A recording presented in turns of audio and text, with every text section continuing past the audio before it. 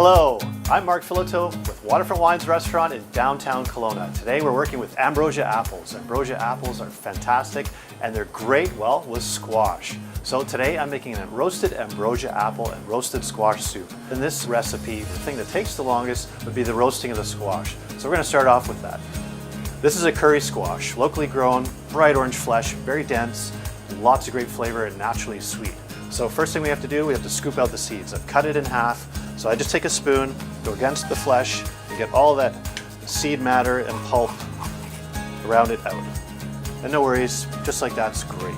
Once I've got all the seeds out, then I have to take the peel off. I'm going to cut it in half just for ease. I'm going to cut it in quarters for ease as well. And then I'm just going to slowly take the peel off. If you have a softer squash with a softer peel, you could use a vegetable peeler. I find in this variety of squash, it's a little harder. It's hard to use a vegetable peeler on. And I'm going to dice it up. Now the pieces for the dice, they don't have to be too small, kind of 1-inch cubes for the squash. That's good enough surface area to get that caramelization, which is really going to get that flavor. All the squash is diced up, and now I'm going to roast it in a cast iron pan. I'm going to add a little vegetable oil to my pan. I can tell my pan is getting hot because it's smoking already a little bit. And in goes the squash. I really love cast irons. They hold their heat, they really help to caramelize, and you know, you can find them cheap in garage sales. And you can see it's starting to caramelize already. Nice hot pan. I'm going to add a little salt to the top of it, get that all mixed in. And then I'm going to place the squash roasting away in a 400-degree oven. So into the oven it goes. Okay, the squash is roasting nicely in the oven. That's going to take about 20 minutes. After about 10-15 minutes, give it a check and then you can decide, oh, it needs to go longer, or hey, it's ready, let's pull it out. It's okay if you pull it out and let it sit there as long as it stays warm. This next step, well, it's going to take about the same time as the squash, so that's fine. We're going to add some backbone flavor to the whole dish. I got 2 medium onions diced up in a 1-inch dice. I've got some garlic. It's about 2 tablespoons coarse dice as well. And some ginger, some snappy peppery ginger. Take this over to the pot and add a little vegetable oil again. In goes the onions. In goes the ginger and the garlic.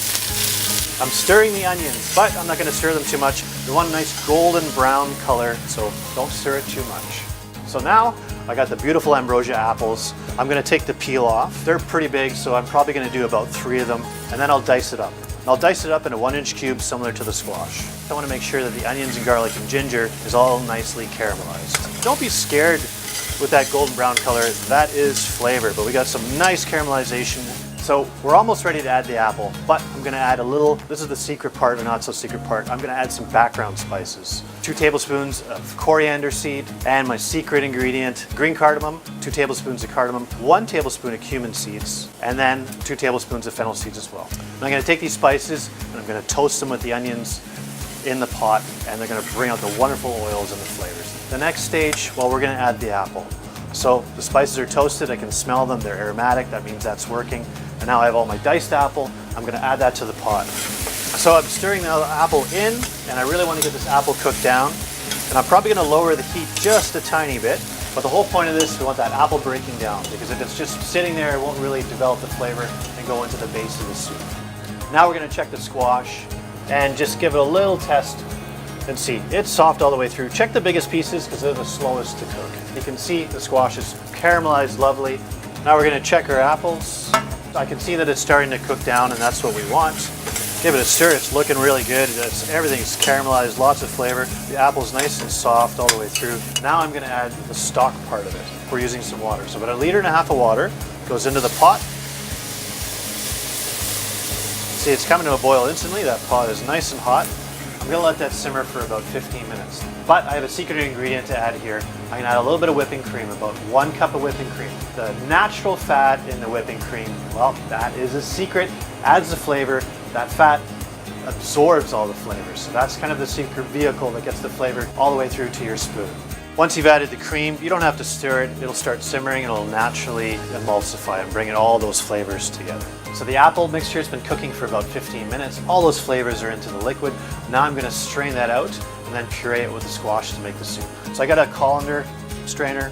You can use your pasta strainer, that's fine. You just want to get all those apple pieces and the spices, actually keep that out. And then I'm going to use a ladle or a spoon and just kind of squish as much liquid as I can out of this mixture. All that wonderful ambrosia apple and squash are going to be together in the soup. Now I've strained all the apple and onion mixture out of the liquid.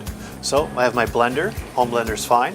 If you wanted to do this, you could do this in a pot with a hand blender. That would work as well. And I might be able to fit it all in. I think that's about right. So you want to leave at least about 30–40% of space in the blender for the squash. And you don't want to overfill it because this is all hot. And yes, you want to do it while it's warm. You get a smoother puree because of that. And I'm going to add my squash. If you find that, well, you don't use all the liquid, that's fine. It depends on the thickness of the soup. This is where you have control over how thick that soup's going to be.